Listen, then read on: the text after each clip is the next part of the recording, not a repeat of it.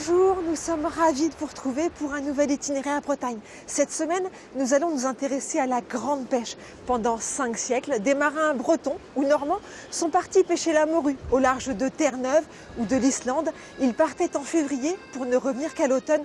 On dit qu'ils ne voyaient jamais les feuilles des arbres.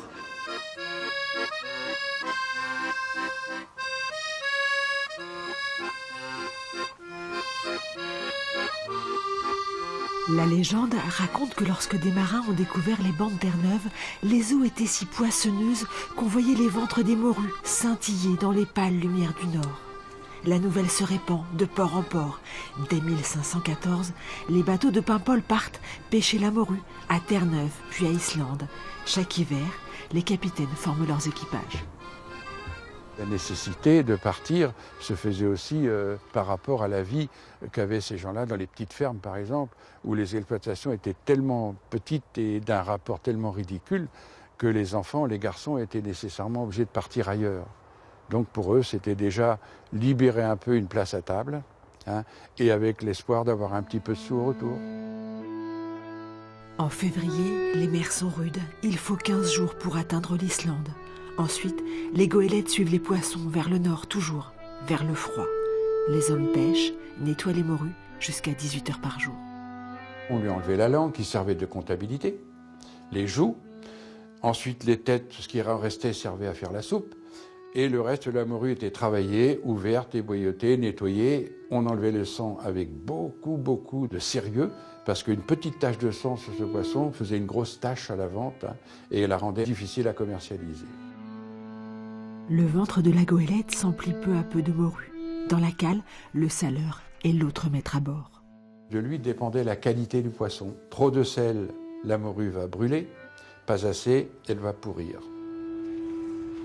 Sur le pont, les semaines s'écoulent et parfois la mer se creuse. Soudain, le vent s'engouffre dans les mâtures. Là-haut, lorsque les tempêtes se lèvent, elles sont soudaines, elles sont affreusement dures. Et ça devient insupportable. Le bateau souffre beaucoup, les hommes aussi bien sûr, et ça nécessite aussi de s'écarter de la côte pour éviter le danger d'être rabattu à la côte, ce qui a donné lieu à beaucoup de naufrages. À Paimpol, la pêche à Islande s'est achevée en 1935 après bien des naufrages. La marée Louise, la Brune, chaque hiver, des voiliers disparaissaient dans les tempêtes. Sans corps, ni tombe, sans lieu pour se recueillir, les familles accrochent des croix, des fleurs, des panneaux de bois sur le mur du cimetière de Ploubazlanec pour que l'on se souvienne de ces hommes et de la pêche à Islande. En moins d'un siècle, entre 1852 et 1935, 120 navires ont disparu, 2000 hommes auraient péri en mer. Émilie Dezouche parcourt les archives des mairies pour recenser précisément le nombre de marins engloutis dans les eaux froides d'Islande. Nous souhaitons, à partir des statistiques, pouvoir vérifier ces chiffres. Nous sommes donc partis d'une liste des déclarations de succession des archives départementales de Saint-Brieuc. Et à partir de là, nous avons recensé 5170 marins disparus en mer. Alors certains actes nous disent clairement que c'est lors de la pêche à Terre-Neuve, d'autres vers le Sénégal, d'autres c'est juste du cabotage, donc vraiment sur les côtes de Bretagne. Et puis parfois, on est très surpris et agréablement surpris, en tout cas pour nous, nos travaux, de pouvoir constater que c'est lors de la traversée de Paimpol à Islande, dans les mers glacées de Reykjavik, de l'Islande, au bord des fjords. Dans ces archives, vous trouvez également des fois des tas d'histoires. Nous avons des circonstances de décès parfois très très dures, très difficiles, lorsque l'on constate que le marin est tombé à l'eau, enlevé par une lame lors d'une tempête, qu'il tendait la main pour pouvoir le ramasser, puis que finalement le capitaine n'a rien pu faire, le bateau s'en est allé, voyant le marin disparaître. Et alors là, du coup, les premiers éléments chiffrés disent quoi ? Sur Bréa, sur les 300 marins disparus, nous avons recensé 2 marins disparus lors de cette grande pêche à Islande. Pour la commune de Ploubalanek, sur 968 noms de mémoire, nous en avons recensé 154 exactement. Et puis pour Paimpol, sur à peu près 560 marins disparus, nous en avons recensé 33. Vraiment disparus et morts pour cette pêche à Islande. Votre travail, il est important pour les Paimpolais d'aujourd'hui, pour pouvoir retrouver une trace de leur passé. Tous les Paimpolais ont été touchés de près ou de loin, mais par cette grande pêche.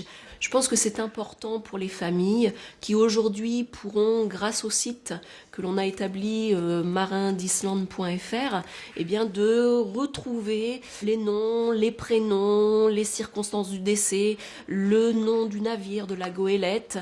Et c'est vrai que c'est quelque chose qui touche énormément d'habitants du canton de Paimpol. Donc pour eux, c'est aussi riche d'émotions et de retrouver des traces comme ça, je trouve que c'est important aussi dans la vie de chacun. Tous les ans, avant le grand départ, les équipages se rassemblaient sur le port pour le pardon. On bénissait les bateaux pour les protéger des dangers de la mer, des tempêtes, des brumes, des naufrages. C'est notre séquence, Ina.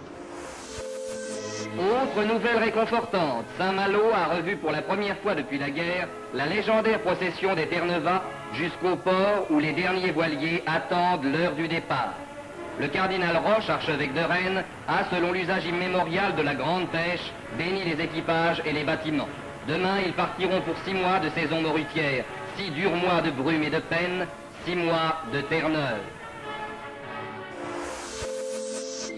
Il y a 3 sortes d'hommes, dit le proverbe marin, les vivants, les morts et ceux qui vivent en mer.